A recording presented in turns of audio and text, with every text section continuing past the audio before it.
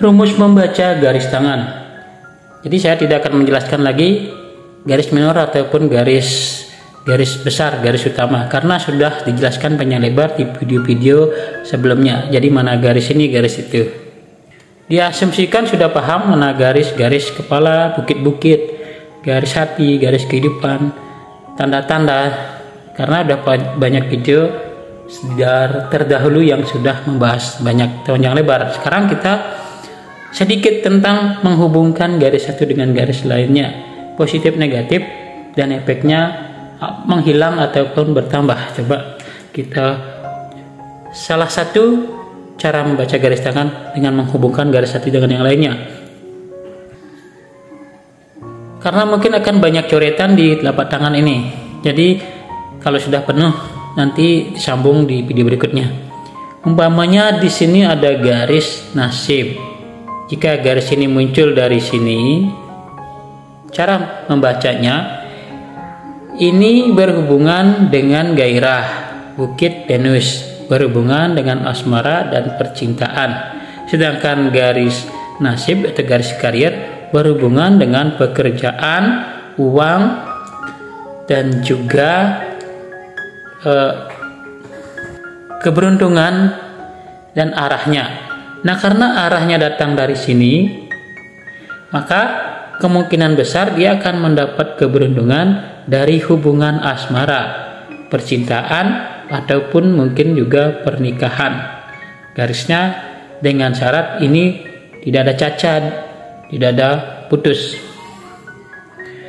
Karena di bukit ini hubungkan dengan warisan, maka diasumsikan kekayaan ini datang dari warisan pasangan, bisa saja dari mertua, bisa saja dari anggota keluarga yang lain dari pasangan, atau mendapat keberuntungan dari hubungan pernikahan, hubungan asmara atau percintaan. Sekali garis besar seperti itu, dan cocokkan dengan kejadian yang dialami. Itu adalah salah satu menghubungkan, merumus membaca garis tangan. Selanjutnya umpamanya, ini kan dia sudah dikenal dengan garis matahari. Garis matahari, garis terkenal, garis uang, garis keberuntungan dari popularitas. Dan jika ada garis perkawinan umpamanya menyentuh garis matahari atau setidaknya mendekati, berarti mendapat keuntungan, uang, terkenal, popularitas dari hubungan pernikahan. Ini garis pernikahan, garis matahari. Sangat gampang menghubungkannya. Umpamanya ada cincin Solomon, lalu disentuh oleh garis hati, menghubungkannya mendapat kedudukan, jabatan, atau posisi pekerjaan yang bagus karena dukungan dari pasangan. Bisa saja dicarikan pekerjaan di satu tempat yang bagus dan mendapatkan jabatan di sana sampai kaya karena dicarikan pekerjaan oleh pasangannya, pacarnya, istrinya, suaminya. Ini ada kasusnya. Bahkan ada kasus yang garis seperti ini tapi garisnya putus. Dengan garis perkawinan putus dengan garis menyentuh cincin Solomon. Si laki-laki ternyata setelah dicarikan pekerjaan oleh istrinya di satu tempat perusahaan yang besar, setelah menjadi manajer yang kaya, cerai dengan istrinya, diceraikan. Itu suatu hal yang kurang bagus, dan dia menikah lagi sudah kaya padahal atas bantuan pasangannya dahulu. Umpamanya ada garis nasib, lalu disentuh oleh garis matahari. Ini adalah suatu keberuntungan yang double. Dia terkenal dan bisa menjadi kaya. Ini bisa saja dia kaya, banyak uang dari popularitasnya. Bisa saja dia maju dalam usaha, lalu baru terkenal, naik ke atas. Terkenal karena usahanya berhasil, karirnya yang menanjak menjadi pemimpin atau manajer yang lain. Itu sesuaikan dengan pengalaman pribadi. Jadi lihat garis-garis itu baik tangan kanan maupun tangan kiri.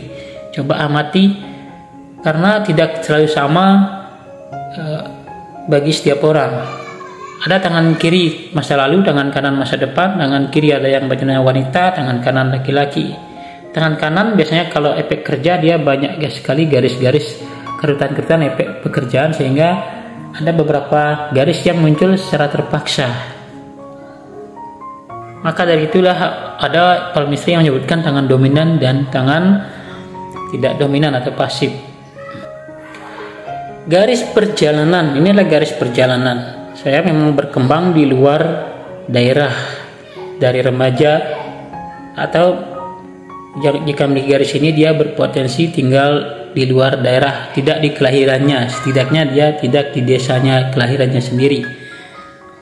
Berpotensi ini juga bisa keluar negeri, keluar daerah, keluar pulau jika memiliki garis seperti ini. Dan jika garis ini panjang menyentuh garis kehidupan, berarti selama hidup dia akan tinggal di rantauan,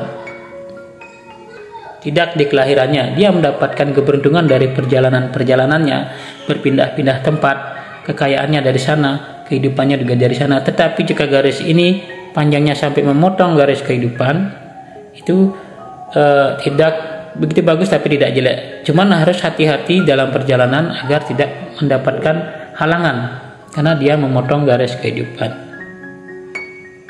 Umpamanya garis karier bercabang ke sini, bercabang ke sini, berarti dia memiliki 3 arah, 3 sumber pekerjaan, sumber kekayaan, sumber penghasilan. Bisa dia mendapat sampingan, pekerjaan sampingan. Bisa dia karena ini berhubungan jari telunjuk dengan jabatan, berhubungan dengan ego. Ego itu bisa positif dan bisa negatif. Dan ini berhubungan dengan ketenaran. Jadi bisa saja dia mendapat kekayaan, keberuntungan dari keterkenalnya dia. Ini juga berhubungan dengan seni, kreativitas. Seni itu banyak, ada menyanyi, melukis. Jadi di salah satu kemampuan ini dia mendatangkan kekayaan. Di salah satu dia mungkin seorang yang memiliki jabatan, memiliki potensi untuk dikenal politikus atau yang lain. Di satu sisi dia memiliki bisnis. Apalagi jika ada juga arah ke jari kelingking, mendapat keberuntungan dari pekerjaan menjual kata-kata, motivator, dan juga komunikasi yang berhubungan dengan komunikasi jari kelingking. Jadi sangat mudah menghubungkan jika sudah hafal di video-video sebelumnya yang sudah banyak dibahas, apa makna-makna bukit-bukitnya, jari-jari, apa makna dari garis-garis yang lain, sehingga menghubungkan garis-garis itu bisa secara pribadi. Lalu gunakan intuisi. Baca garis tangan itu bisa dipelajari, tapi bagi yang memiliki kemampuan intuisi pribadi, dia akan lebih unik cara membacanya, sangat mudah menghubung-hubungkannya. Jika memiliki garis mata dewa, memiliki cincin Solomon atau yang lain, atau intuisi, garis intuisi atau garis-garis yang tapak darah, hal mistik, akan lebih unik cara menghubungkan, membacanya, garis tangannya, sehingga kelihatan berbobot. Satu lagi, jika memiliki ini dihubungkan dengan bisnis, sales, atau yang paling tepat adalah berhubungan dengan komunikasi.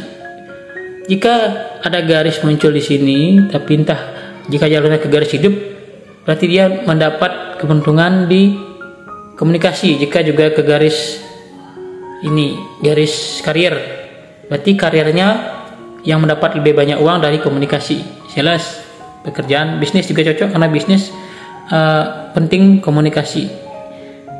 Jika ke garis hidup, berarti dia mendapatkan keberuntungan di sana, karena garis naik di garis hidup adalah garis keberuntungan.